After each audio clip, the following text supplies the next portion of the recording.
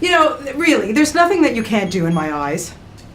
So I'm just I am putting it out there. destined to disappoint you. No, well, I have to tell you, you were so awesome. You hit the nail on the head.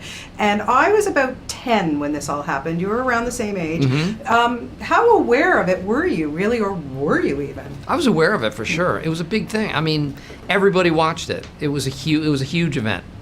So yeah, I mean, I was aware of it. I was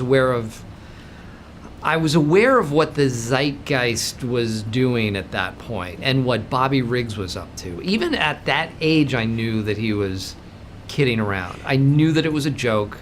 And it's funny talking to people who didn't live through it the first time, who have kind of since demonized Bobby Riggs, that he's this terrible guy and just a jerk, and saying he was playing the part of a jerk.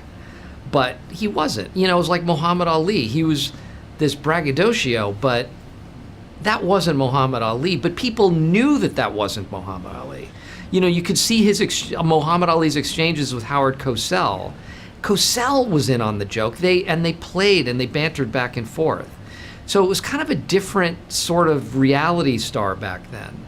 And Riggs, he kind of was one of the first reality stars. He saw an opportunity to get in there and tap into this zeitgeist and make some dough. And how much fun was it for you to play him, though? I mean, he was so over the top, Steve. Yeah, yeah, he was a nut. But it was nice that they were able to infuse some of the sort of the behind the scenes aspects of who he was too, because he was a very intelligent. He was a businessman, and he wrote books on business and self-promotion, and there's an art to it. And he loved not just gambling, but the action, being a part of the game. He wanted to be part of it. Yeah. And this whole period of history was, I think, something that came about because he had a chip on his shoulder. Yeah. Because when he was a champion, he didn't have the paydays, he didn't have the recognition. Finally, he got his due. Yeah, I mean, I think you just took the role for doing the nude photo shoot. Oh, God, you too? You're going to bring that up? God. Wow, I knew I shouldn't have done that.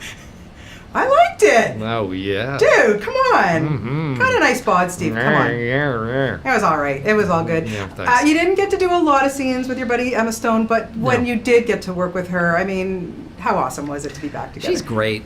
She's so sweet and nice, and she's a really, really good actor. And just, yeah. I mean, and we didn't do that much together in Crazy Stupid Love either.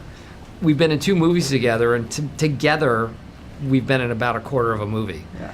But she's the best. And quickly meeting Billie Jean King. I mean, seriously? Unbelievable. I mean, how can you not be intimidated by that? But you know what? As intimidated as people are when they meet her, she's so gracious and really looks you in the eye and is engaging. And I think she kind of knows what a big deal she is, but is very self-deprecating and makes people feel special who she talks to.